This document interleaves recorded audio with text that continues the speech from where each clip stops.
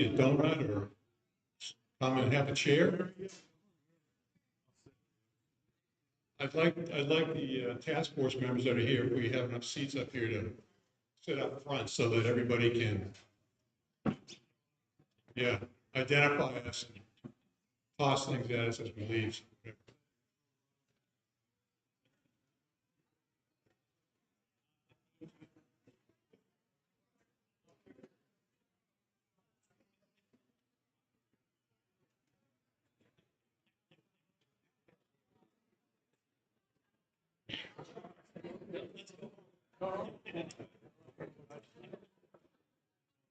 Okay, before we start, just let me explain how this is going to work.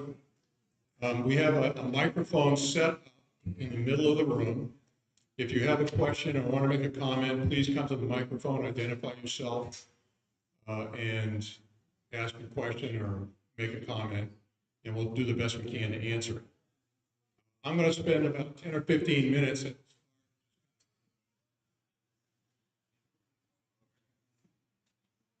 Oh, test. Okay. I'm going to spend about 10 minutes from the start, kind of going over some background for you folks. Some of it you may have heard before, but I hope it's informative. At the end of that period of time, the floor is yours. This is for public comment, for us to hear and get public inputs. And then, of course, on the 8th of March, this will be brought to a vote at town meeting. So let me start. Believe it or not, this effort started late in 2021. And the task force was put together at that time to update a plan that came out in 2005, which is the last time the town had put together a comprehensive plan. The original task force was put together with several things in mind. First of all, we wanted people from all over the town, geographically. We wanted people who were connected to important segments of the town. For example, the fishing community, fire and rescue. We had a realtor to provide insight into the real estate business here in the town. We had somebody associated with Harpswell Aging at Home. And we had people with planning experience, both on the planning board itself and coming from the private sector in previous lives, if you will. So it was an intentionally put together to pull a lot of different expertise, information, and get us up to a solid start. The first few months of the plan, the process, if you will, we were just getting smart. We looked at the last 2005 plan. We actually tapped into each other's past experiences, got a brief from the realtor, got a brief from the representative from the fishing community, so that we could all kind of understand what the perspectives were at that time. In the middle of 2022, we hired a consultant, Viewshed, and the consultants had experience with comp plans before, so we felt comfortable that they would bring a lot to the table. One of the first things they did was develop a vision statement. And for some of you that came in, you may have noticed that the vision statement is up on my left here. And it's, admittedly, it's a 10,000 foot view at what the town thinks is important, what they really want to carry over into the future. And that was really the anchor for this particular comp plan. So after the vision statement was done, which included, by the way, a public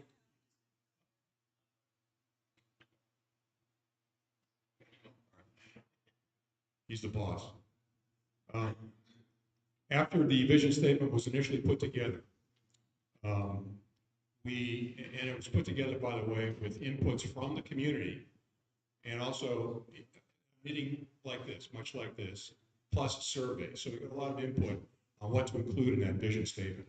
And if you do have a chance, please look at it carefully, because it really sets the stage for where we're trying to go and the things that the town thinks are important.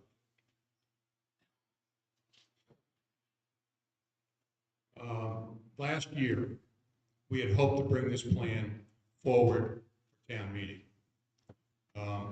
We had some public meetings, public hearing early last year, and we determined at that time that there was enough controversy over certain parts of the plan that we go back, pull it back from the public, from the town meeting process and work on it some more, which we did.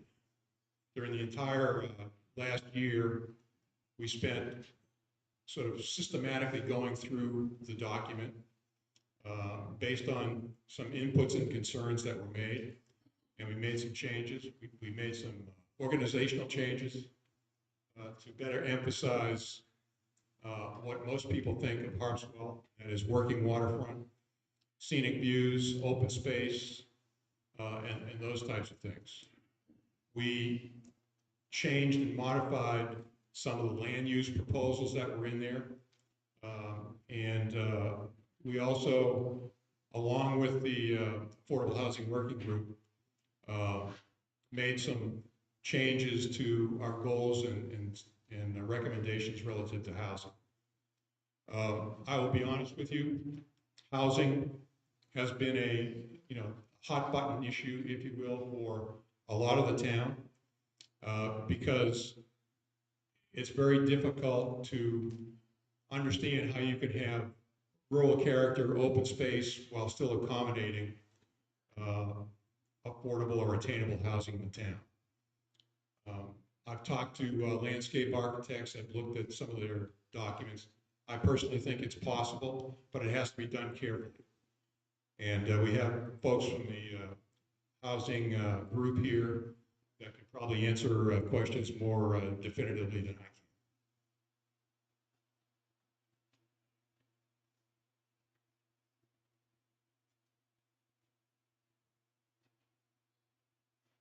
One of the big things I think that's important is, in order for this to work, we're going to need an implementation committee, a process that just doesn't die when this thing is over, but is a sustaining, standing committee that can look at the progress being made in all of these areas, report to the selectmen, and tap into all of the committees and so on in the town as necessary to track progress in all of these areas.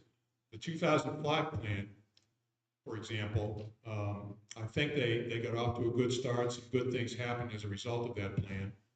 For example, workforce housing was developed several years after that plan came out. But the sustained effort was really not there. And a lot of what was in that report was not implemented, largely because there was not a continuing process. So we think that that's something that we needed to add at this particular point. The final point I'd like to make is that, and you're going to hear maybe some disagreements from folks here on the task force. We voted on everything, and sometimes the votes were not unanimous. And there are strong feelings on certain topics one way or the other, and that's good. That's part of the process that we have to go through. But I hope that everybody will look at this thing holistically and not necessarily vote it down if you disagree with one or more of the recommendations that are made in the report. There's a lot of territory that's covered here, and I would ask everybody to consider that as they review the report and think about March 8th. So with that, anyone have any comments at this point? All right. I'd like to open it up to the Audience, if you have a question, comment, floor is yours.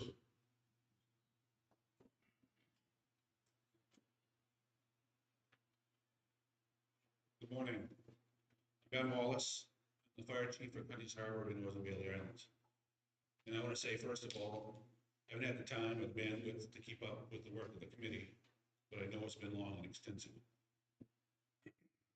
One of our greatest challenges, the fire service in Harpswell, is the change in demographics we've been experiencing. And a lot of that is directly related to affordable housing in town. It's probably one of the easiest things we could fix. I say easy.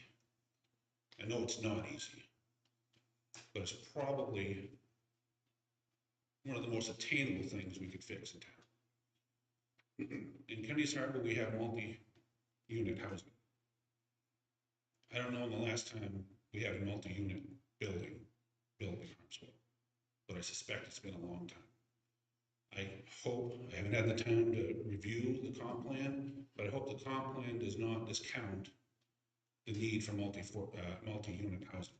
And I'll say it's because of several reasons.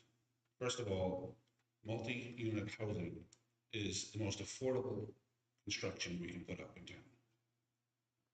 It's way more efficient than single-family housing.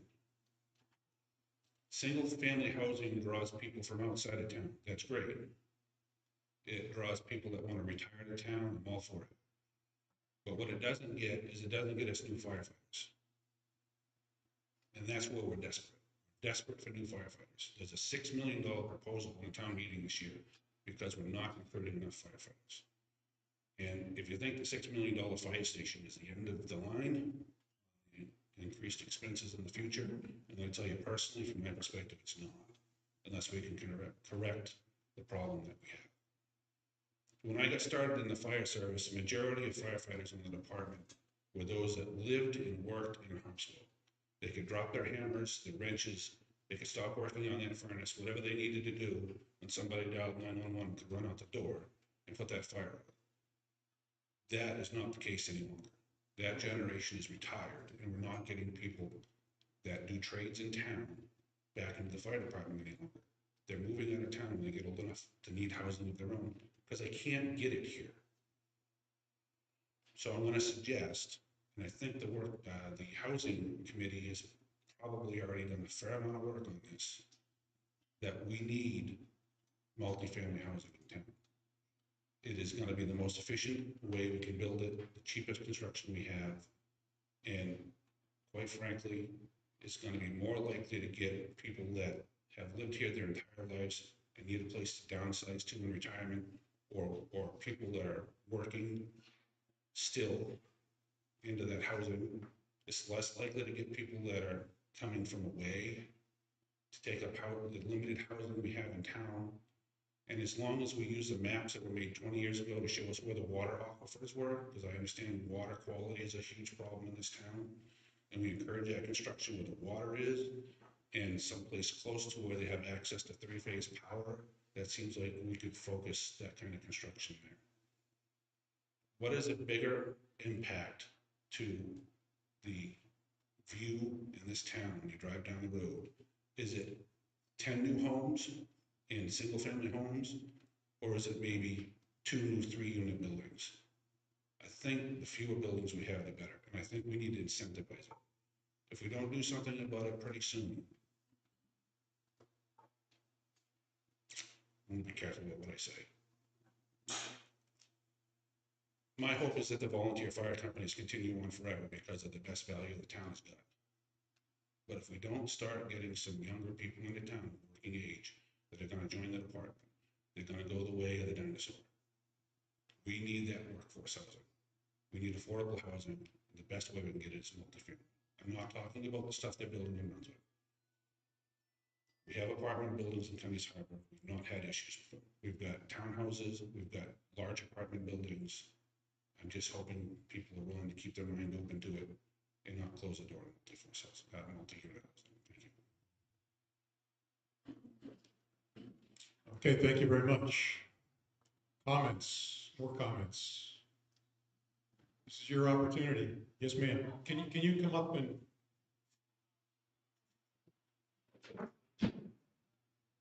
while lady's coming down, I will say that the comprehensive plan basically voted to support the housing committee's report that was given to the select board in August.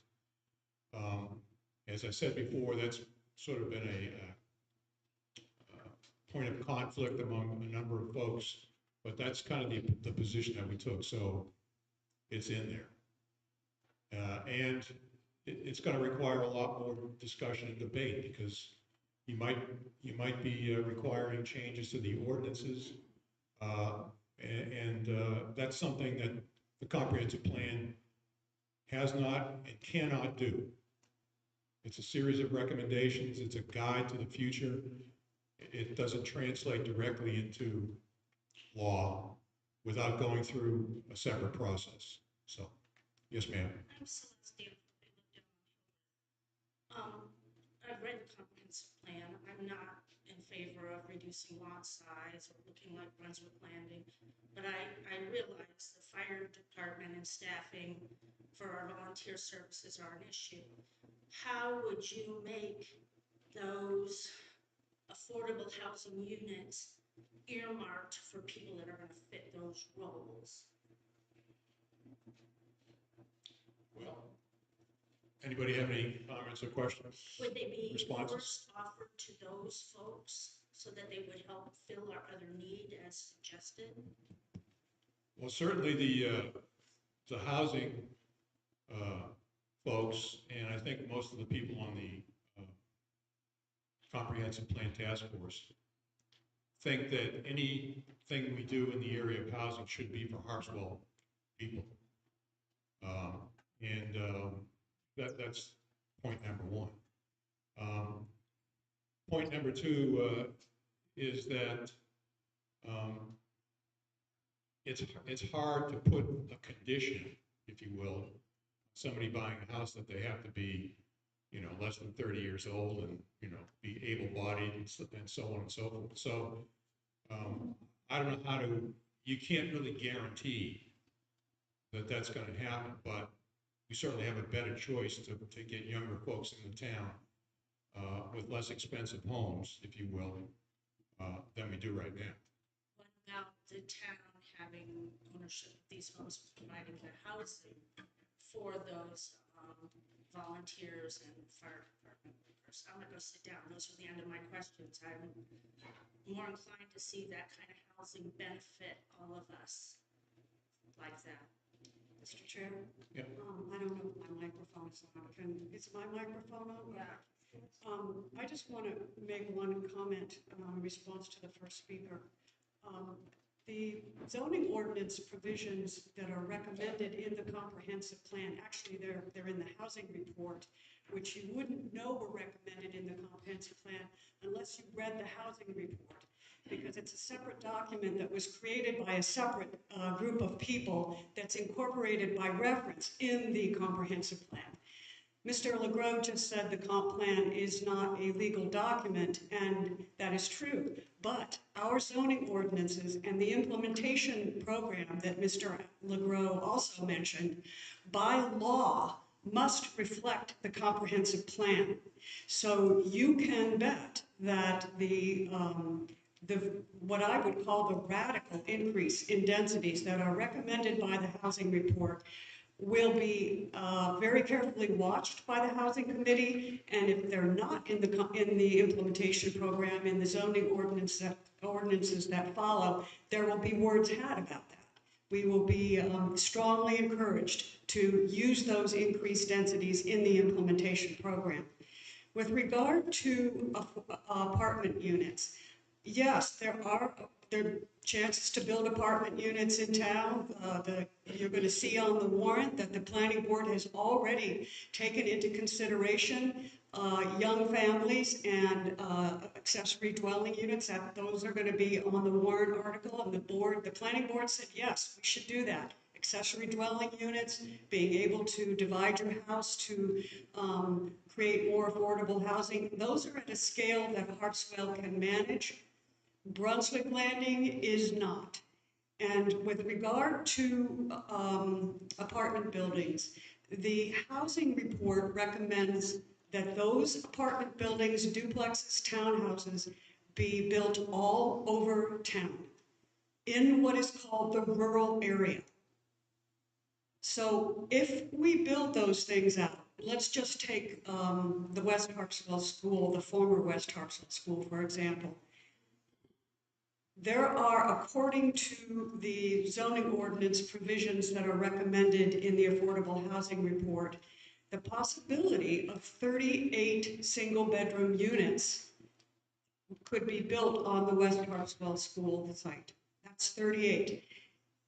If you're concerned about providing fire protection, you'd have to drive a long way to get to those 38 units. It's a lot easier to put a fire out on a single family unit than it is for 38, and you'd lose 38 units, not just one. These provisions have not been thought through. They're not ready for prime time. And I really hope that you will take a good hard look and think about what they mean for the future of this town. Ed Baum. Good morning. Thank you for all your efforts. It's been arduous, I understand that. I'm a previous member of the Affordable Housing Working Group and currently on the Housing Committee. I would stand by the fact that Amy's current remarks are absolutely incorrect. Sorry. Amy's remarks are incorrect in all ways, shape, and fashion. The property at the West Community School could possibly take 7 single-family units on it to a maximum of 11. Single bedroom units. Whoa. So let's be careful with misinformation. And I'm going to call a colleague out purposely because if that type of information is fluid, it's wrong. We, and I'm going to equally stay on this point, and I'm supposed to not be negative, but we, and I say myself, select board, planning board, planning department, have had the 2005 comp plan in front of us for 20 years. And if you go back and read the housing section, there was a committee set up in 2002 to go through all the issues. Now, I will tell you, I'm totally guilty of not reading that report until about a month and a half ago. Tisk on me, bad. I'm grateful that if the comp plan people started there, that they have basis. But what is there is that all our departments have done us disharm. It says in that report, we should look after long-term rentals. And they advise us, if you don't, it will be gone. Long-term rentals do not exist today. It's a very weak portion of our ability to have housing, as our departments have alluded to. But I'm going to tell you that when I went back and read that report, all those departments, all those chairs have a responsibility to be doing just what is in our current report today.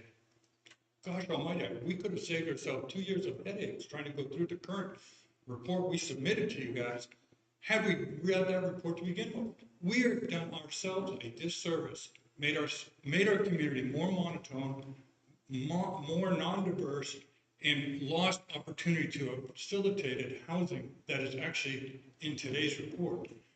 Is it that there is an opportunity? One thing we challenged ourselves in the Affordable Working Group was the fact that we were not going to find a panacea of any one item. There's just, a lot of times you can cut at the boat ramp, one big item, and all of a sudden you're going to bring the cost down. There was nothing, and so we chiseled at little items, and we asked our community. But when I looked at that report of 2005 to our 2024 report, it's almost identical. This is our problem. We've done ourselves a disservice, and our boards have done us a disservice not to have paid attention to where we are today. We are less Harpswell today than we were 20 years ago. And to disclaim or say that single-bedroom units can't be built, this is phenomenal. We're probably at the cusp of losing our youth in this community. Yes, ADUs are probably our best opportunity to get there from here today, because that's low-hanging fruit, meaning properties that exist and have acreage could build a second unit, and you could live in either the primary or the secondary unit. And you're allowed to put a second ADU on that property if it is coveted as attainable housing, meaning that it's restricted. So there is opportunities. Is this going to change our land use and where and what's going to get built? Absolutely not.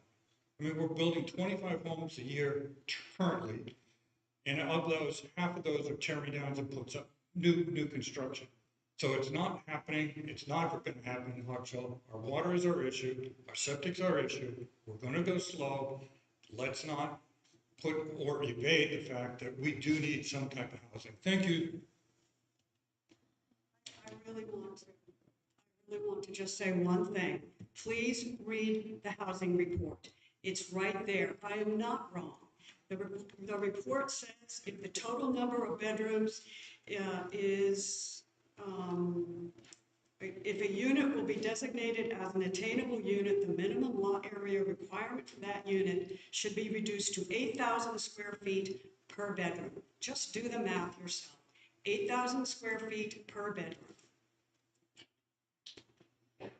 Yes, sir, Dave. Good morning, you guys. Dave Chipman. I've been involved in, I don't know, 3 or 4 comp plans, I guess, so far.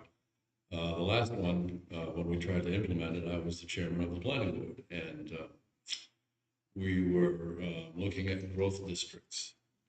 And you have to understand that the comp plans are a suggestion. One of the things I find interesting about comp plans is all of the research that goes into the demographics and all of the things that are very educational. Trying to implement the growth districts with smaller lots didn't fly. I mean, we had to change ordinances, and it was another set of votes beyond comp plan. It was not accepted. And that's what you have to understand today, that what's in this comp plan is a suggestion, which we need to have a comp plan if we're going to be available for state funding or whatever we might apply for. So don't panic. There's another step, maybe 2 or 3 steps beyond this. And to answer the question about housing, 20-something years ago, I was one of the founders and sat on the board of the Housing Trust here. And we built Hamilton Place. And a lot of local folks moved in there, and you'll see for a while, she's changed jobs now, but there was lobster traps piled in front of one of those houses. You need to have a housing trust. You need to have things in your deeds to assure that it continues on as affordable housing. These things can be done, but you know, the comp plan is the first step towards doing that. And that's my suggestion, you guys. Don't panic. There's another several more steps beyond this that have to get through public voting. Thank you.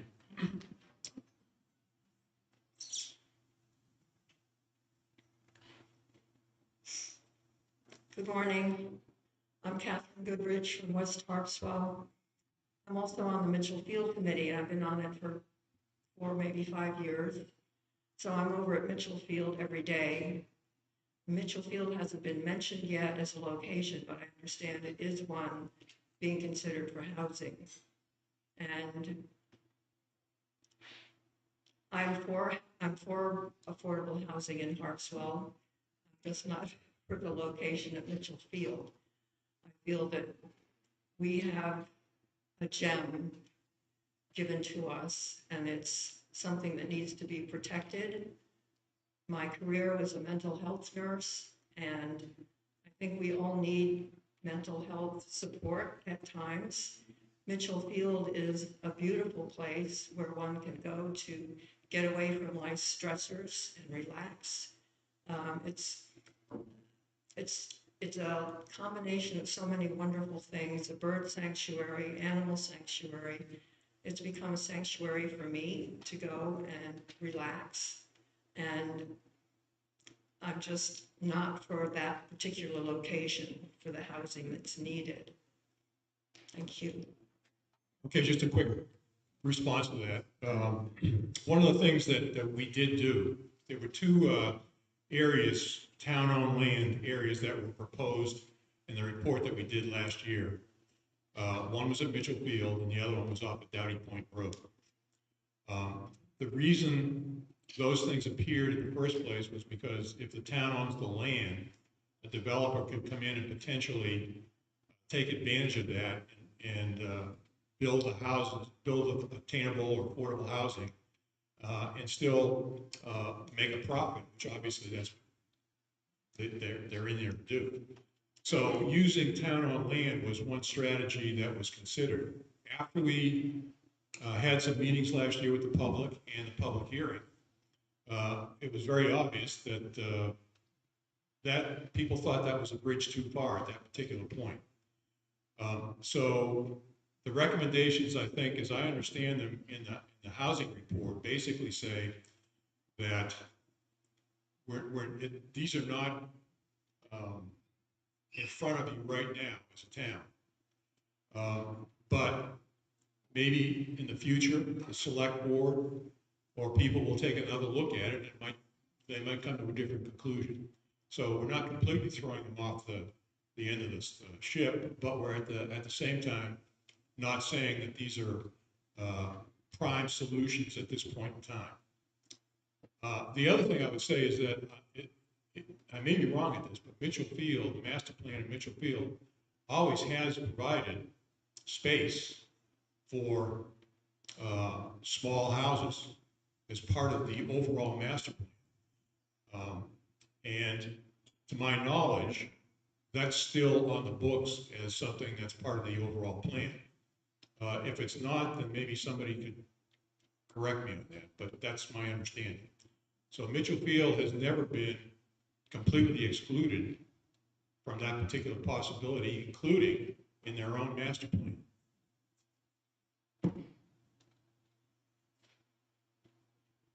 Hi, my name is Kara Douglas. Ooh, that's a little loud. I am both a homeowner and a small business owner in town. And as a small business owner, I would be greatly benefited by having more attainable housing. And as a homeowner, I'm very concerned about our natural resource base. These things do not have to be mutually exclusive. I believe that we can do both if we do them well. Having read through both the comprehensive plan and the housing report, I find that there's some ambiguity that I'd like to clarify. The first is that attainable housing seems very loosely defined, and I'm not sure what that means. And I don't know what the process is to further define that and clarify it, because something so ambiguously defined is not enforceable. So we don't have a way of measuring what happens once we have these units built. I think we need a little more clarity there. As a voter, I don't know how to support something that's unclear to me. So I don't know if there's any document that you could refer me to, or. Well, the Housing for Harpswell report, I think, defines attainable housing. Does anyone want to stand up and address that?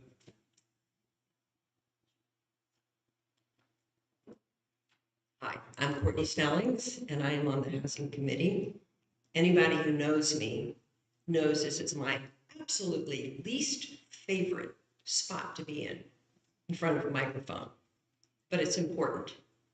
So let me say I was appointed to the Affordable Housing Working Group at first, and we struggled with trying to figure out, was it affordable housing, was it attainable housing? Affordable housing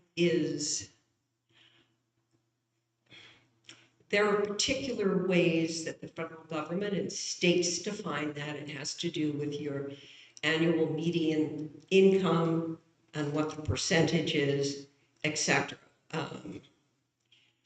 And the folks that we are going for here are people who have roots in Harpswell, who work in Harpswell, young families, teachers, firefighters, regular people. And we decided because the income limits might not necessarily fit the federal guidelines for affordable, that we were going to use attainable instead. So those are the kinds of people that we are trying to provide places for. I've talked to small business owners having trouble finding staff. I've sat in on conferences for Coastal Housing Affordable Coalition, trying to figure out how we can do things that other people in Maine are also trying to do, especially as a result of LD 2003, which has told communities, please find a way to house people that are not necessarily the deep pocket people. I did a little research yesterday. The median home price in Harpswell changes on a daily basis, I think. I believe it was, let's see, well, don't hold me to this. I've got my notes here, but I don't want to waste the time by going through them. I think it was the median home price yesterday was $761,000. And let's say you have a household of 2 teachers. Average Maine teacher salary is $55,000. So they would have $110,000 to work with. You're not supposed to spend more than 30% of your income on housing. They would be able to afford a $420,000 to $480,000 home. So we can do the math. I was an English teacher, so math is not my thing. But I thought that was pretty dramatic. And I looked for rentals yesterday. There were 2, both houses. One was $3,000 a month, and one was $3,500 a month. So we would be doing the same thing that other communities in Maine have been doing who are struggling with this. Everybody's struggling with it. We would put covenants on any of the purchases that would keep them affordable. Do we know 100% how to do this right now? No, we don't. We are working very hard to talk to people around the state to find out what we can do. But I think, and I am from away, but I'm a part of this community, I think we are all here because we love our community. We want it to be the best community possible.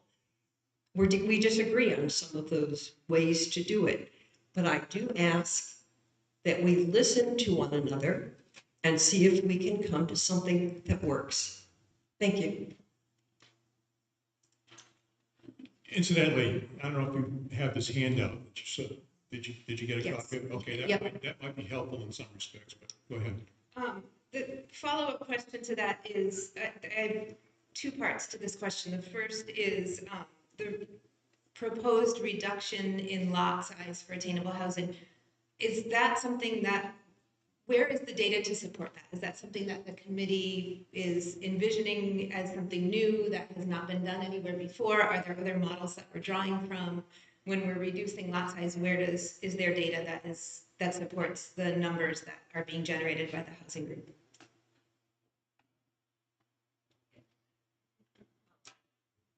There is actually 20,000 square feet in the workforce housing, like that was built for, well, actually Hamilton Place, I believe, was technically affordable housing. Am I right, Dave? Where are you?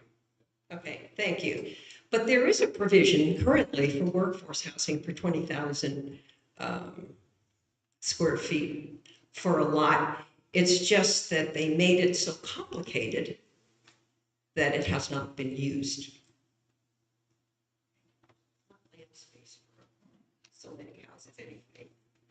So, and I will sit down after this because I know there are others that have questions. The Housing for Harpswell report reads this, we're talking about just after the proposed lot size change. The standards should require that a groundwater impact study be conducted as the initial step of the design process. This is looking at higher density development. I know that the comprehensive plan is not a legal document, and I know that it is considered a suggestion, but I would very much appreciate if we changed should to must. I live in an area where my well has run dry 3 of the past 5 summers. If there is more development, it will draw more from groundwater. I believe that must do these groundwater assessments is really important if we're going to bring in any amount of more development, but certainly high density development. The plan also recommends that the best way to preserve groundwater is through forested areas. If we have a high density development, can we, as part of that, make lot size smaller so the homes are clustered, but have conservation land surrounding so that there is a way, there's a built-in way of preserving groundwater, sequestering carbon, and maintaining the rural nature of the town. Thank you. Say one thing. When the recommendations came before the Comprehensive Plan Task Force to regulate lot size by number of bedrooms, I asked the town planner, Mark Ironman, where that idea came from. Because as a professional planner, I've never heard of it before. Now, it's been a long time since I've been in a professional planning office, but I'd never heard of it before. Mr. Ironman said that Gorham has it, that Brunswick has a similar provision, and that Gardner has a similar provision. So I did my homework. I called Gardner and asked them, do you regulate lot size by number of bedrooms? No, they do not. I asked, where did this come from? He said, I don't know, but I would never recommend doing that, especially in an area that does not have public water and sewer, which we all know Harpswell does not have public water and sewer. He said, I think it would be extremely confusing and it would not serve the community. So that was Gardner. I then looked up Gorham's ordinance. I called Gorham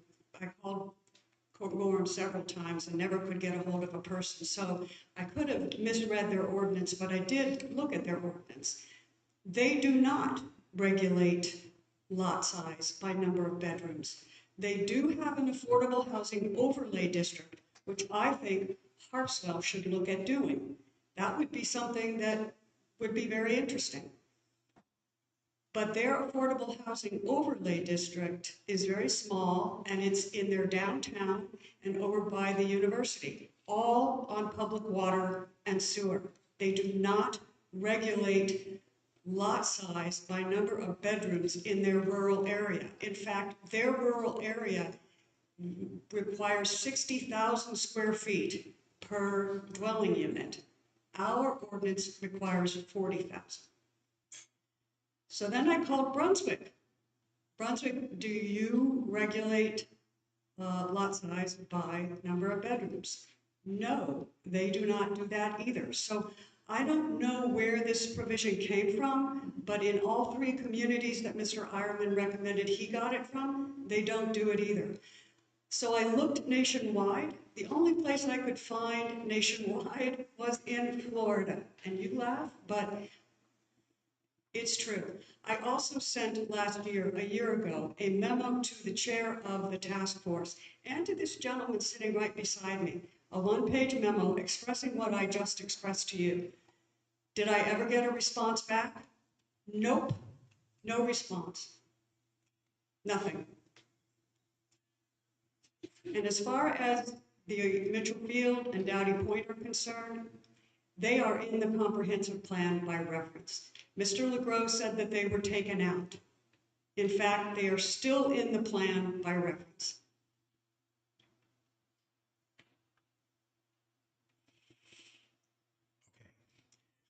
I'm Aaron Fuchs. You don't have any jokes or anything, do you?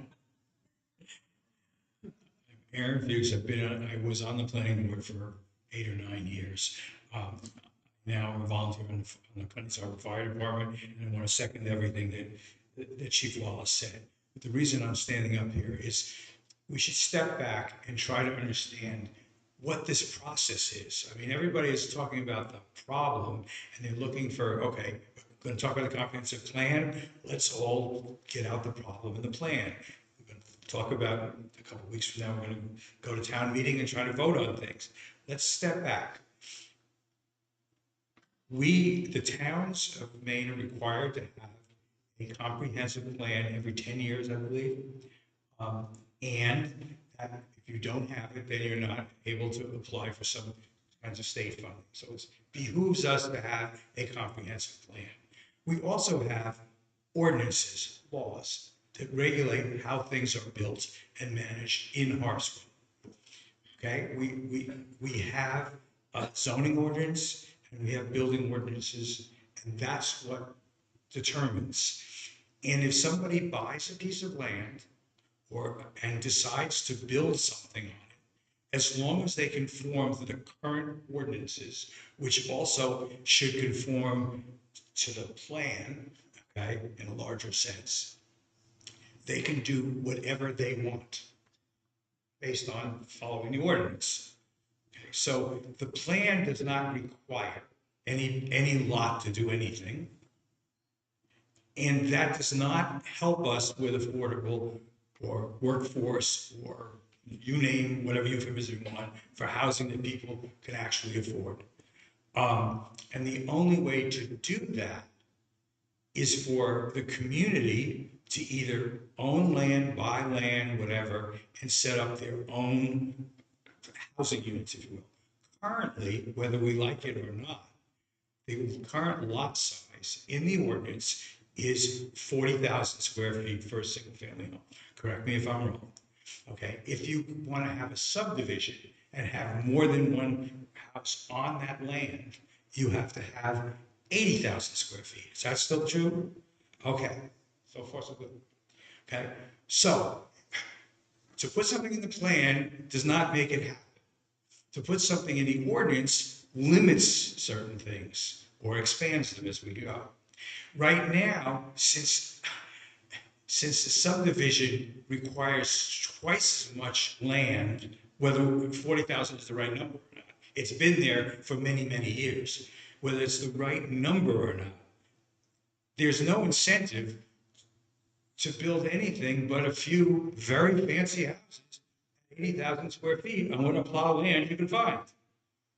And unless we change the ordinances, which will incur greater density, and unless we somehow, and there are programs around the country that have done this, where they acquire land, and then you can put covenants and income restrictions and other kinds of things. I've seen it done in New York where you sold the house at a below market rate, but if somebody was going to sell that house, the town would recoup the appreciation.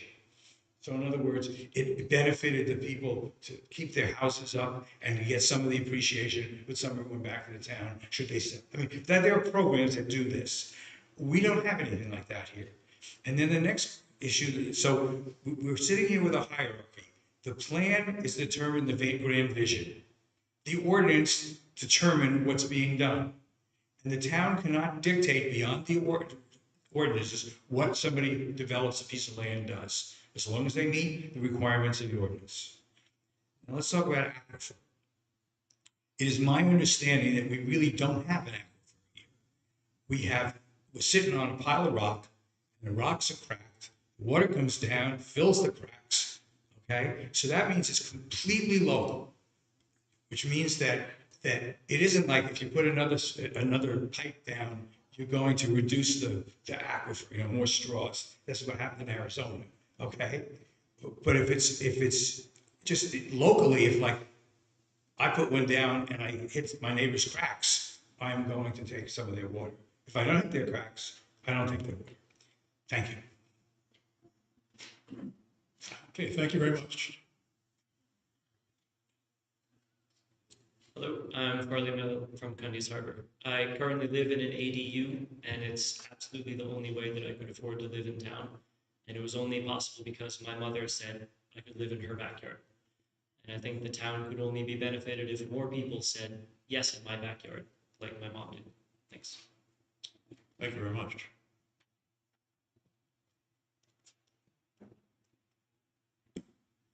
So I just have a question. If the original comprehensive plan was pulled back because it was one of the most contentious parts was the housing piece, but now that very housing piece is something that you've said is still included in the plan, what changes have been made to the plan other than only referencing it in a single sentence will alleviate the townspeople's original concerns? Okay, well, a couple of things specifically. Amy and I sort of disagree in the nuances here, but there were two areas in the plan that we put forward last year about putting affordable housing on town-owned land, Mitchell Field and Downey Point Road. We removed those areas from the maps, from the land use maps. The other thing we did was there was another area off of Route 123, south, right around where the itty bitty coffee shop is, maybe a little bit further south, that was listed as being multi-use housing, multi-use housing district. We removed that because when you look at it, in essence, most of the town is multi-use. I mean, if you start from the corner of Mountain Road and go south on 123, you're going to see a church, a Grange Hall, a construction company. I think there's a beauty salon there. And you keep working your way down to the itty bitty cafe and so on. So there are all different kinds of structures, businesses, other than houses. To use a multi-use or indicate a multi-use district by in and of itself, after we looked at it, didn't make a lot of sense and was confusing. So those were specific things that were done. I'll have to go back and make sure that the Mitchell Field thing is there just for my own sake and you know, seeing both sides of that.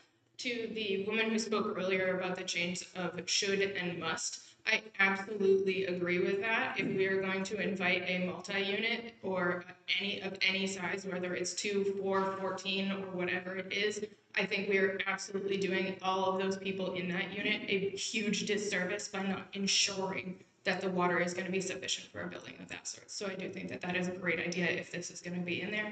That should be changed. Going to changes, is there still sufficient time to make changes in the plan?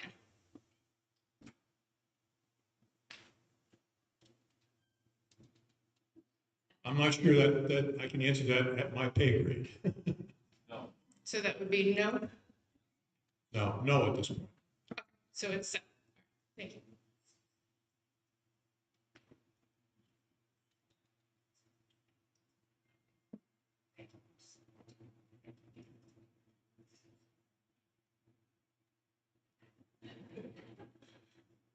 Hi, Dave Chipman again. David I. Chipman, to be exact. The number of bedrooms determines the size of the septic system and therefore could determine the size of a lot if the soils are appropriate. And that's going forward. That's where ordinances come in. And to answer Kara's question, or suggestion, I guess, in our ordinances, presently there is the alternative lot size, which is what Hamilton Place was built on. They're tiny lots, but there is a common area that makes up, normally a subdivision would have a 2-acre lot size. And so these are half-acre lot sizes with an acre and a half set aside in common for each lot. That's only ever been used once, and that was for Hamilton Place. It could be used anywhere in town if, you know, the salt. The other thing is that DHHS requires a 100-foot distance between a septic system and a well, between your neighbor's septic system and your well. So that would be another thing that would determine lot sizes, where the wells are, where the septic systems are, whether they have a common septic system, common well. And those are all things that we need to discuss going forward. Thank you. Just to remind everybody, before Don comes up here, there's a lot more in the plan than just housing. It is the most contentious part. Agreed, but I just want to make sure that people have an opportunity to talk about things other than housing if they so desire to do so. Thank you. Don Misko, Mitchell Field Stewart, Chair of the Mitchell Field Committee now. Just to clarify a little bit, the original master plan from 2007 for Mitchell Field had a very large section about housing. But things have changed over time. When we did the update to the master plan in 2017 or so, that changed and was dialed back a great deal. And we moved more in the open space area. And I, like others who have said, had a chance to just now get in and look at all those things. And Appendix 21 of the open space plan has a specific paragraph that says Mitchell Field should be set aside, at least a portion of it, for open space. And so that's where the committee has started to focus more of their look. We haven't taken a specific position yet, but we will be looking at that. And we did meet with the affordable housing group while they were going through their process. But I don't think that we were sold on doing a large piece of Mitchell Field for housing. Thanks, Don. Good morning, I'm Ann Standridge. I live in South Harpswell. And first I want to agree with my sister, that Kathy Goodrich, that Mitchell Field is a gem. I would think it should be reserved as a park for our town. It is used by so many people in so many different ways. The second point I would like to make is building houses depends on water. And my husband was a county commissioner in North Carolina, in a county that had no local rivers.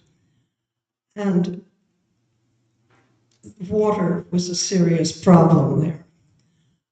Here, when we first came here to live year-round, my husband came to a selectmen's meeting and asked how much water the town of Harpswell had. Nobody knew. I'm not sure they still know how much water we have. And the population of a town depends on how much water is available.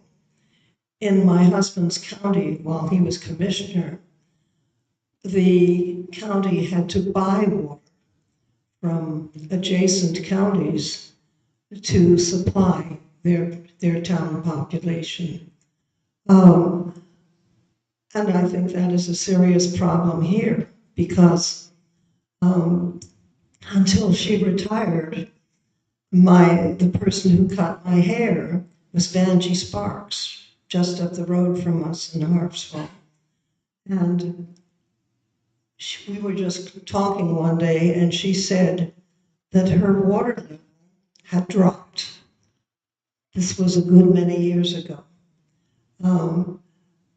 which means that suggests to me that our town water level is not what it used to be. And I think this is a very serious consideration that we should keep in mind. I think affordable housing is needed and needs to be very seriously considered, not in Mitchell Field, but in other places. One place I would suggest is the West Harpswell Schools, which sits there empty, and there's considerable land around it that could be used for housing. And then maybe the town should look into that. Thank you.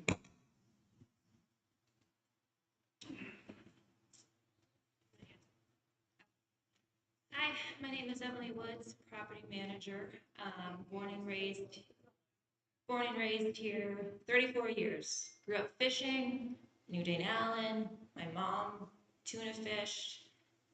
Who you're proposing this plan for is me. It is me. Can't afford anything here, well aware. And so through this whole plan and that we're voting on of I don't knows, I'm not sure, nothing's here, no transparency, it tried to get snuck in during the short-term rentals. And their long-term is real, Bob, and you don't need to corner me in the parking lot like you did the short-term rentals and yell at me. What I want to know is what's the price going to be of the unit? Hasn't been proposed, hasn't even been answered. So to then put ADUs in housing, you're changing the view and the water and the septic. Well, the septic was an issue in short term. They're there for a week, and now we want to do multiple unit houses for people? I'm very confused. This is my generation you're speaking to. This is me, and I'm doing it alone. I don't have a husband. I'm doing it alone. So you tell me where the confidence is for me when my generation and me are going to raise up in this town. Can I even afford what you're proposing? Thank you.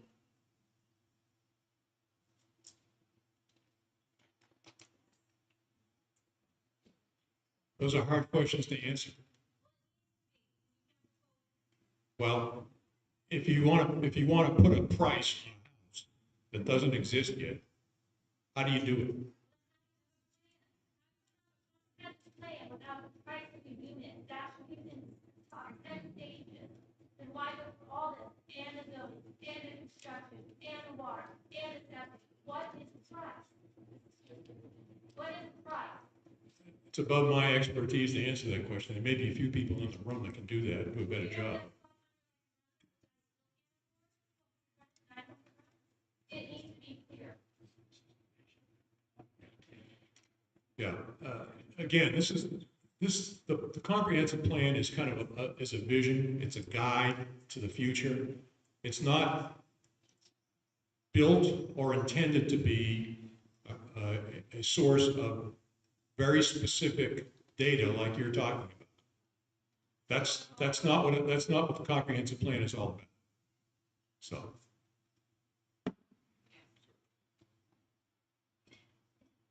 Hi, I was also wanted to talk about the short-term rental. Some folks that couldn't be here tonight or today mentioned that there was a lot of language in the new plan that you guys are working on, the goals plan, which looks really beautiful. Just wanted to mention that. That's nice. But there's so much language in it about short-term rentals that I wanted to touch on it because we had there was a committee or task force they called it. And there was a lot of, people that objected to what was going on with that. And I just want to roll through some of these headlines here that I wrote down about that. So it looks like you have short-term rentals wrapped up in an issue with the low-income housing. I don't think that it's fair to try to attack that particular industry. And that's my next point is that the industry in town seems to be changing a little bit. Lobsters are kind of packing their bags, they're going north.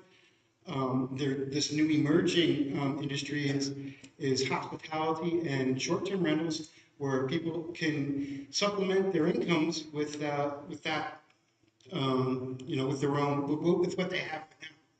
And so that's something that's, and yeah, and the other thing is about the privacy and the data. They wanted to build, databases with names, and that leads to all sorts of, issues. And why don't we do that with everybody else, every other, business there is, and because then it starts, and then you start adding fees on people and start attacking and all these regulations. It doesn't seem fair for that industry. And then people have mentioned to look at Freeport and how they handle things, and I agree with Freeport as an example of what not to do, because that's exactly what they've done. Just like, if you look at their documents, it's just nonstop fees and regulations for, people that are just trying to make it by.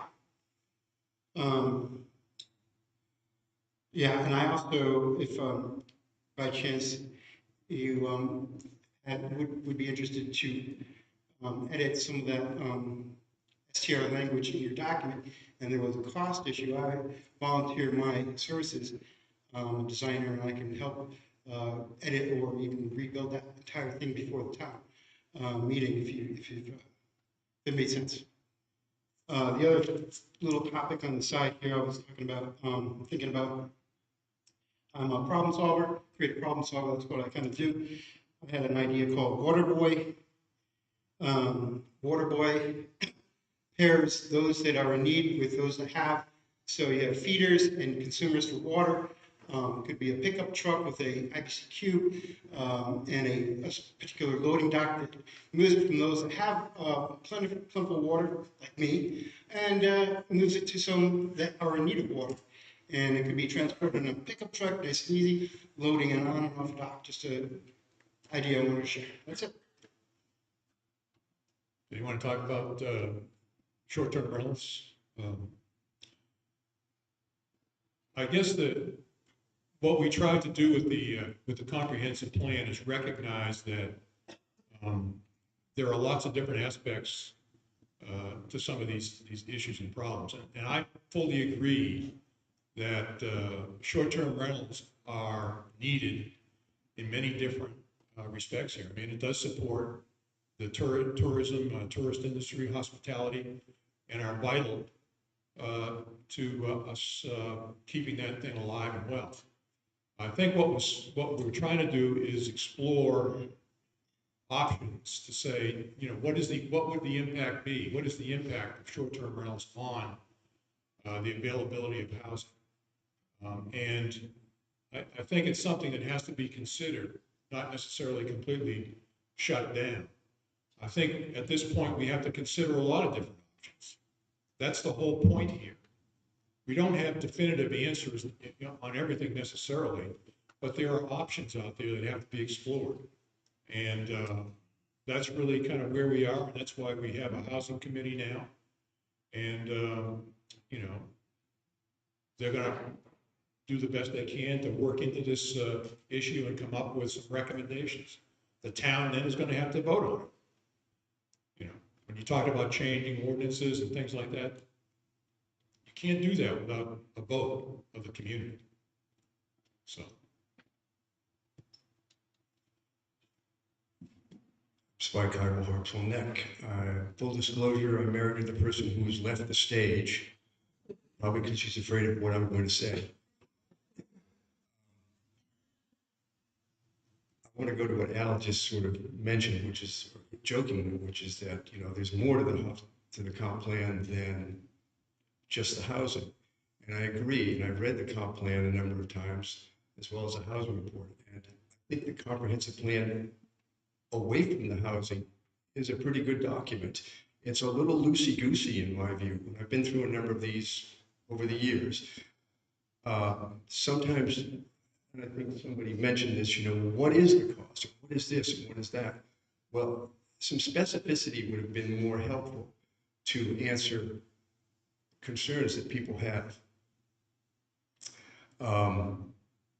You know, it's kind of repetitious in all these comp plans to say, here's what exists, here's a way to solve the problem, and then list, you know, ordinances that you want to mess around with. I get that's kind of how you have to go. It's a very laborious and long process, which is why it takes so long to get a comprehensive plan in place and then do anything about any of it.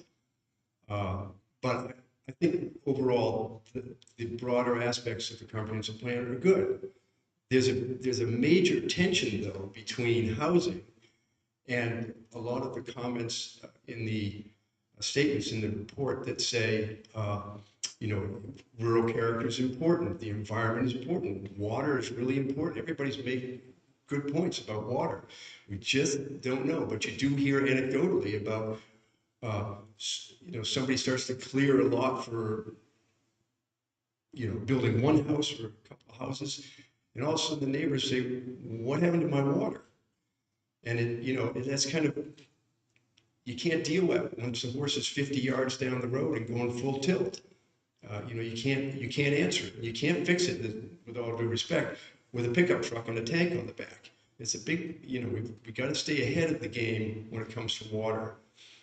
But I want to go back to housing just briefly. And somebody came up early on and asked the question about how do you guarantee, and that's the way I interpreted it, that the housing will actually be for people in Harpswell who live and work here or just want to live here.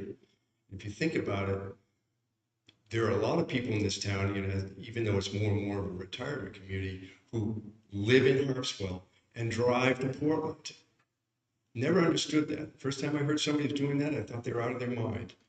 You live in Harpswell and you're going to drive, from the end of Bailey Island to Portland. It takes an hour. Now that's the same kind of thing that could occur with attainable, affordable housing. And I agree with the person who said attainable. It's just too loose. Honestly, I think just as a side, we ought to use the affordable housing criteria because it's more realistic. It's something you can put your hands on and say, okay, well, this is what it should be in Harpswell. Will it work? Then you can decide where it's going to work. But you will have people who come in and say, oh, well, I can rent this ADU, or I can rent an affordable apartment, but I'm still going to go to work in Augusta for the State House. So we don't have any control over that. It's very difficult to say, well, if you live in Harpswell, you can have this apartment. But if you don't live in Harpswell or you don't work in Harpswell, you can't live here. That's not legal. So that's a problem. I'm not trying to criticize so much to say that's a problem that has to be dealt with. I guess the other thing was this came up early on when I went to the first meeting over Cundy's Harp, where they had a forum and you wrote things down and put stickers on various, and I thought that was a really good exercise. But what occurs to me, what I really focused on a lot, and this has really come to us with COVID and post-COVID, was the traffic that showed up in Harpswell. Used to be, you could go to the end of my road and you could, and this happened again during COVID, right in the middle of COVID, I could stand out in the middle of 123 for 10 minutes and nobody went by. But once COVID sort of moved through and everybody decided they wanted to live in Harpswell, get away from New York City or wherever it was, I didn't dare put my toe out there into 123. So traffic to me is a major consideration. They put in the four-way stop up at the back entrance to the old base. And my first reaction to that was, wait till summer. It's okay now, but you wait till the high summer when you're trying to go to town. What that's going to be like. If we keep increasing the population, which I know something we can't necessarily control, but as the population grows in Harpswell, the traffic is going to get even worse. And we have 3 basic roads to feed people in and out where they want to go, which is what we all say. I'm going up to town, because Brunswick is town.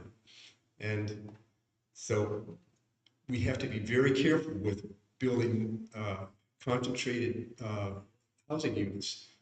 Where do they go in town and how many is appropriate, so that at some point you don't overwhelm water, you don't overwhelm traffic, and you don't overwhelm people's sense of place.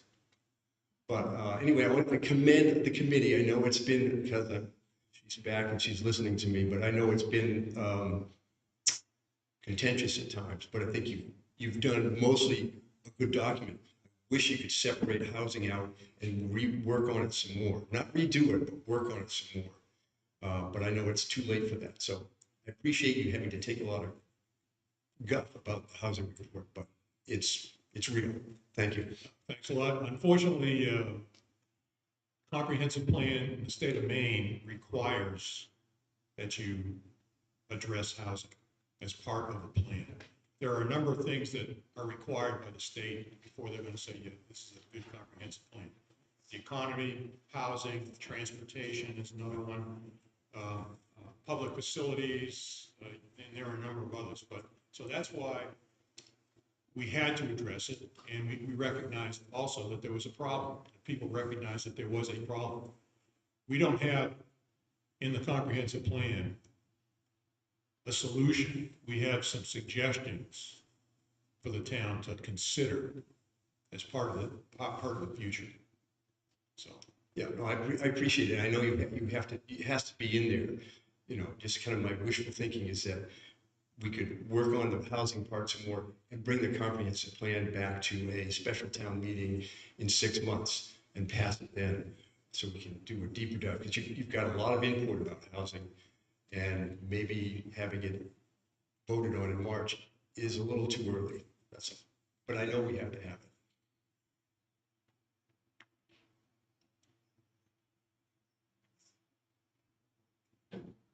Bob Goodrow again. I want to go back on one of the statements Dave Chipman basically tried to reiterate about the smaller lot and the single bedroom to 8,000 square foot remark. And I guess I'd like to give an example that there is actually currently area to water usage in the state. If you have a 40,000 square foot lot, you're allowed to put a 3-bedroom plus. You can put an 8-bedroom house on that. And basically, a 3-bedroom house on a 40,000 square foot lot is 360 gallons. This goes directly in comparison to the septic system and the determinant of 120. I mean, it goes anywhere from 70 gallons per average day use to 125. But 120 is the average. So if the 40,000 square foot lot is determined to use 360 gallons of water, the rationale that we went through to say that you could build a 2-bedroom or 1-bedroom was that it was anywhere from 12,000 down to 8,000 square feet. So the thing about saying, yes, we could have a restricted ability to have affordable, could be 1 bedroom, all the way down, if it's in a planned unit development that is 50% set aside for open space. So it's just like Kara said, a planned unit could be 10 single bedroom. And that's a restriction, because now if you've got 4 people in there, that's not a single bedroom. You may not be able to live there. But we're trying to make slices and dices to be real. So the water volume does not increase or take away from what our single bedroom or 2-bedroom opportunity is. It is already in our state health and human service code. So we're not deviating to say that Gardner and Brunswick and Gorham don't have it. The whole state has it already. So we're not deviating. And I thank you, Amy, for trying to split hairs, but let's be careful about what we're trying to do. This is an overall plan. Nothing's been done. We have to get it all approved through planning, through select board, all the processes we need to go through. Let's not throw out the bathwater yet. I will tell you, I own a home. I do not have a well. I've worked on homes in Harpswell, both North Bailey and South Oars, that used to have cisterns. We have gone away from and made life easier because the well allows us instant water. But we used to capture our water. I have a house. It has 250,000 gallon capacity. It's all off of rainwater. I collect my gray water and I water my plants with that. There is abilities to go backwards and use what systems used to or got some of these houses built in their day. We try to now shed water away. Why don't we try to capture our water on each of our lots and to recharge the aquifer? We have abilities to reassess ourselves and not Debbie down everything we're trying to accomplish here today. I thank you for your time. Thank you.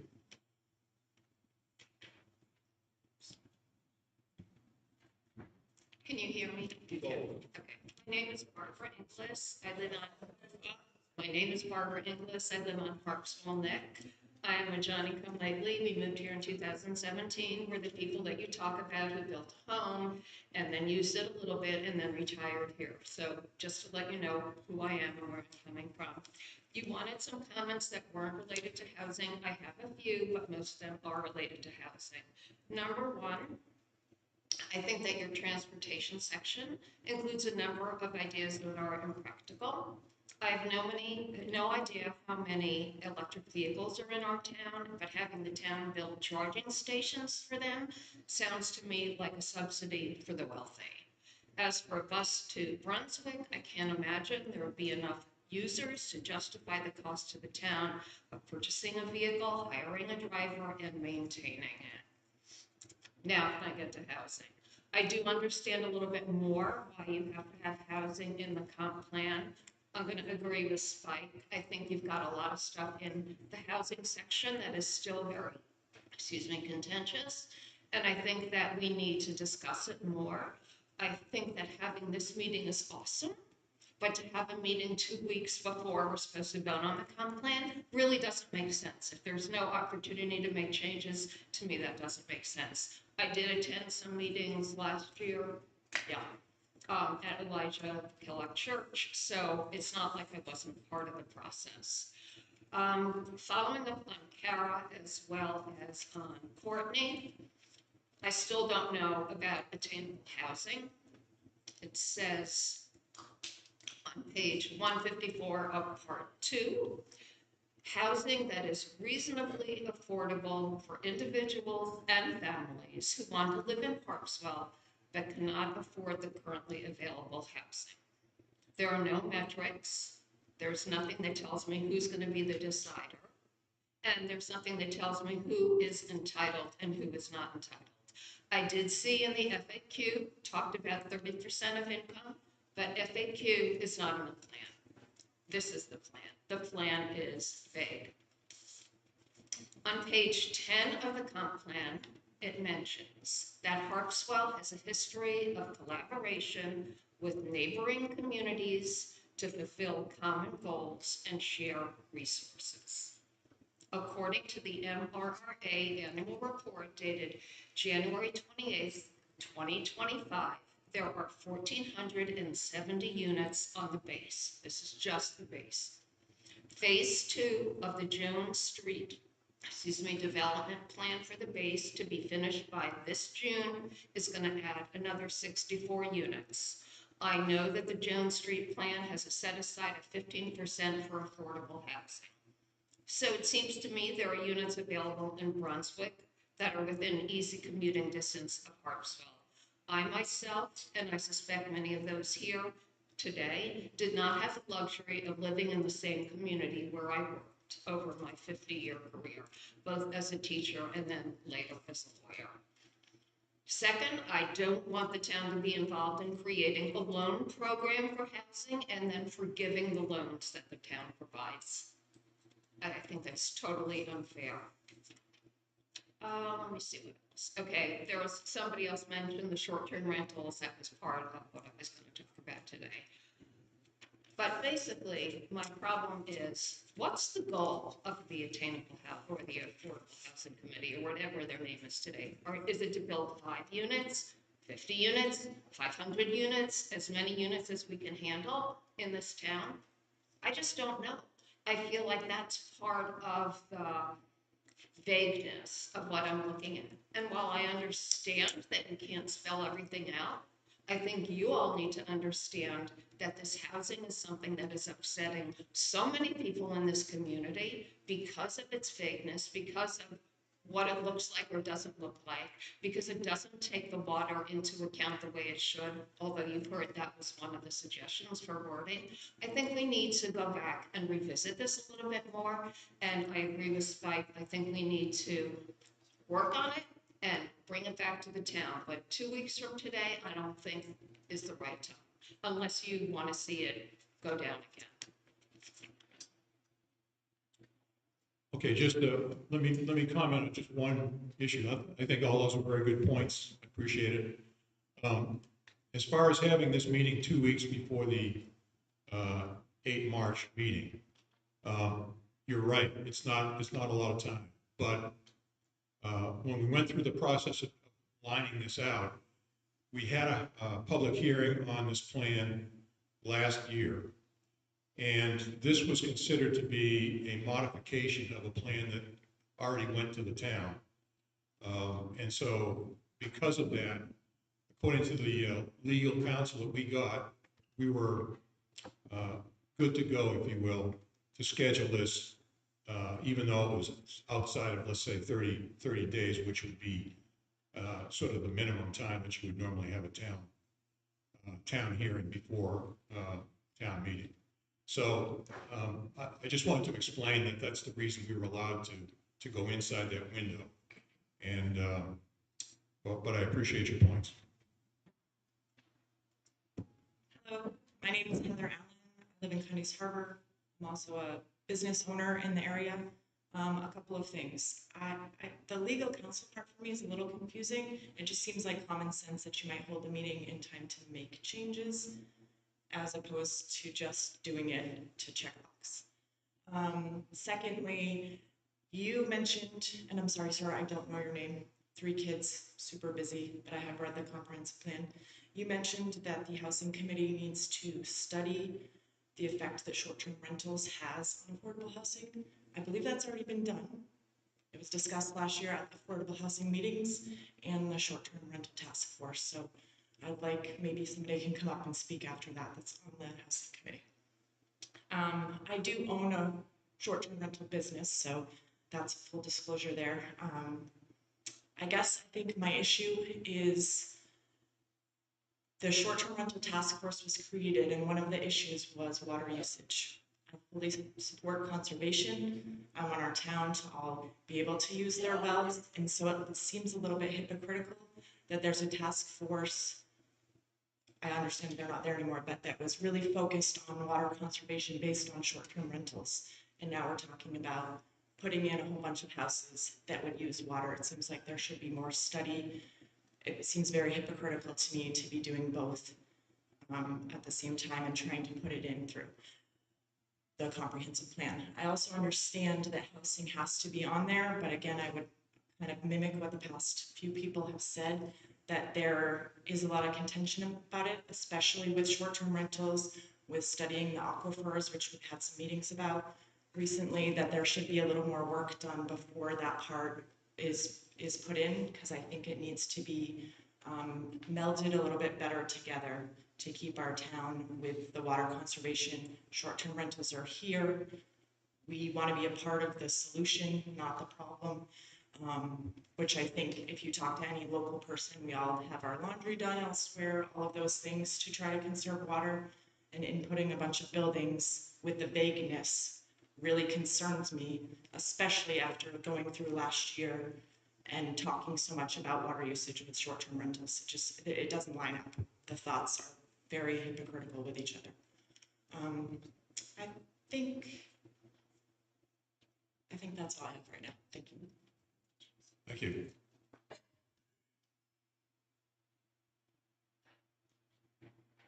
Good morning, I'm Steve Caulfield and I live on Orr's Island. I happen, parenthetically, to live in a 22-home subdivision that was cluster housing in 1986. We have a 19-acre set aside and we have a common water system for all of the houses. But that's not what I'm here to address. I want to thank the committee for a lot of work on this comprehensive plan. Today's meeting was to pave the way for an approval on March the 8th. For over an hour, we've been discussing housing, which is critical to the entire community. That discussion has many branches and many issues that need to be resolved. The question I'm having in my mind today, will March 8th have a sense that the comprehensive plan is fatally flawed with regard to housing? And I would urge the community in introducing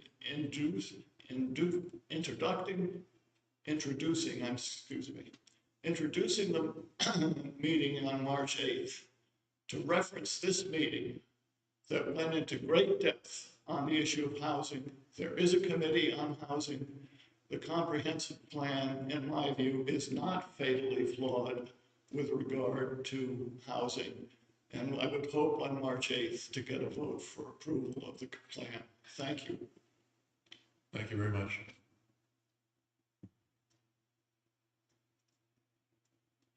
Aaron Fuchs, once again. going back to the way this system actually operates, anybody who, remember, we're conflating town-owned and supplied housing and private development. If somebody buys a lot and meets the requirements, they can do whatever they want within those requirements. It does not come down to pricing. Should we ever get to the point where the town wants to take, for example, a piece of Mitchell Field and put up 10 units, then you can get to pricing and whoever's eligible, staying within the fair housing law, can use those houses available. If somebody wants to have a subdivision, and you can have a 2-lot subdivision, you buy a piece of property and you want to put 2 houses. This is not the ADU, is that what it's called now? The separate unit. But if you want more than 1 lot, if you will, that subdivision ordinance says it has to go before the planning board. And the planning board has 50 or 60 criteria, which used to all have to be read out every time. But that's an aside. But anyway, one of them says you have to have enough potable water, and the other one says you have to have acceptable septic system.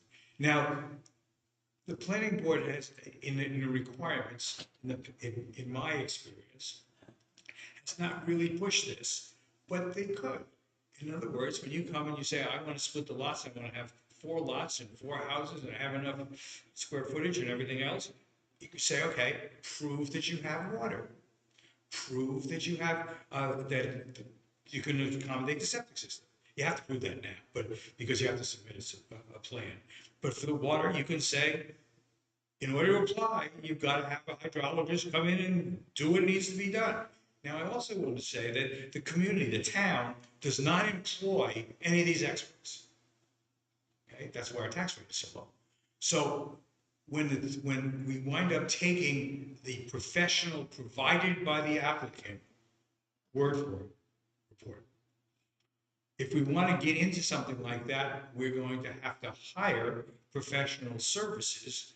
You don't have to have them on town employee, you have a consultant, like a legal consultant, but you're going to have to put that in the budget, and you're going to have to say, this is important to us, and we're going to buy this service so it can be checked every time somebody wants to do something. The other point that I want to emphasize, if you buy a piece of property and you want to do something and you stay within the rules, we as a community can't tell you that that's what you should be doing. Okay, we do not have a design police. The only thing we're really doing is septic and water and setbacks and, public nuisance, all of those kind of things. On short-term rentals, other communities have controlled this in some ways by saying it can be owner occupied. So in other words, if you have a home and you want to rent it out for short term, or you want to have an ADU that's on your property, you can do that. But what you can't do, and this is something that would have to, this pits one interest versus the other. You can't go buy up 6 houses and turn those into short-term rentals in our community and take them off the market, if you will, because it is much more lucrative, apparently, to have short-term rentals on your properties. But that's something that would have to be done. It has not been done. We have no rule about it right now. On your tippy toes now, Marianne. Let me do this. Can you hear me? No. I'm Mary Ann Nave. I'm on the Comprehensive Plan Committee as well, but I'm spending my time on camera today. Also, as a member of the Conservation Commission, water always comes up. And I was thinking back to how we need a study to see if we have enough water. We have had 2 studies in Harpswell, just asking that question. And as Aaron so eloquently brought up earlier, We are on a fractured bedrock aquifer. He explained what it means, why we don't have this puddle of water that we know where it is. But it puts us in a position as a community living with what we have and with no way of knowing whether or not you're going to have water or not until you drill a well. I suggest if you buy a piece of property or you get the well drilled early. Jessica Meeks, we had the state geologist come down in September. She explained what the fractured rock aquifer is, and basically it's the same thing.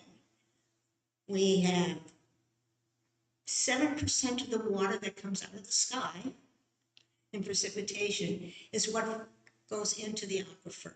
Everything else is lost by evaporation and transevaporation and runoff. It behooves us to keep our properties porous. It behooves us to keep vegetation on the property because that's going to absorb more precipitation. I guess what I'm saying is, living here, there is no direct way to know ahead of time if you put a house over here, they're going to have water or not. What it does mean, and what her big takeaway was, for example, we have just about the same number of people, actually a few less full-time residents as we had 15 years ago. We're having people move in, but we have less people using the water because a lot of them are 2 people instead of a family of 4. But when we're talking about water, we're thinking about the number of people that are using the water. And I guess what I'm trying to say is there has always been places in town that have had water, and in Kara, I know you have. And to what Kara said is that our best bet is not to focus on having another study that isn't going to give us much different information than we got from the first 2, but to concentrate on doing our part of harvesting water and conserving water. It means keeping a lot of shrubbery on your property that will absorb the water, less impervious surface. I don't know, but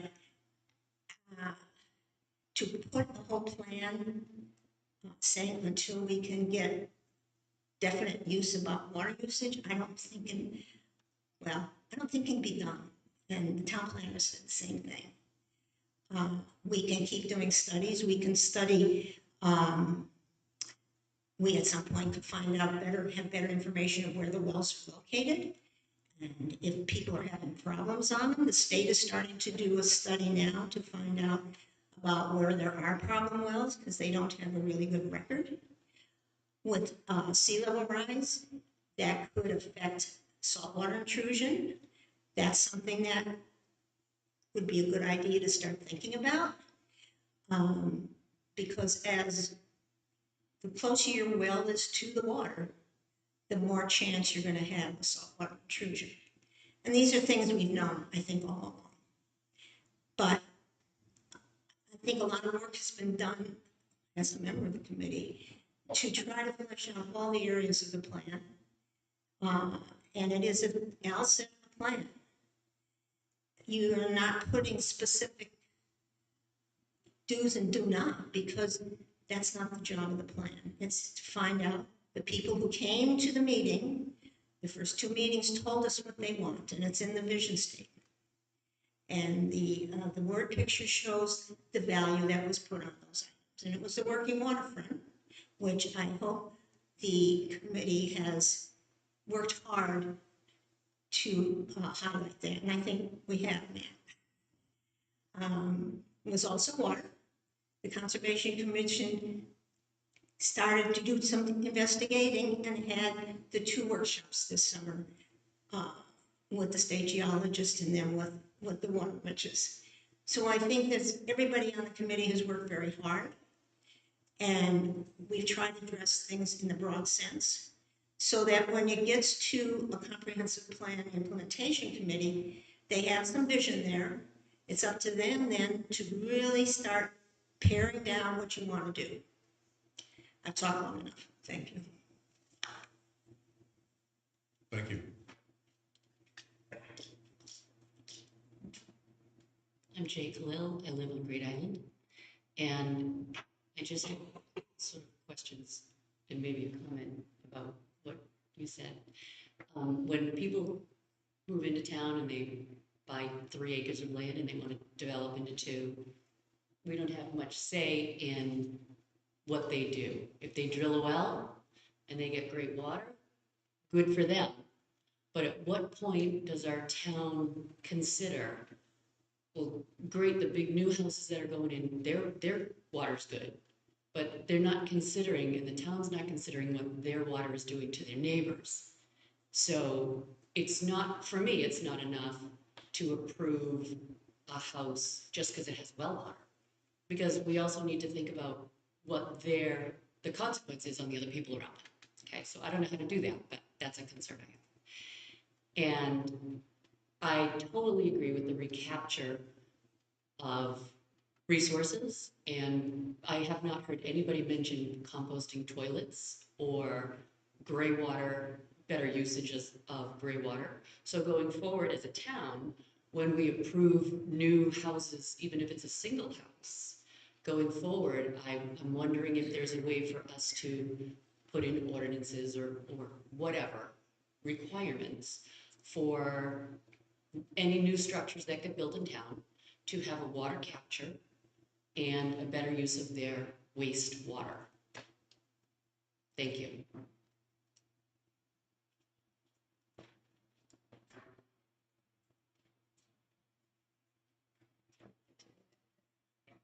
Sorry, Bob Goodrow again. In reference to STRs, the housing committee stayed completely away from the term short-term rentals, purposely and emphatically. We addressed it in one small section, in that if you had a second ADU on your property and it was attainable, that it could not be used as an STR. So do not inflict STRs on the housing committee's report, or the Affordable Housing Committee's report. We stayed completely outside of it. We did not want anything to have or dictate with that. Thank you. Okay. Well, it's been an interesting meeting.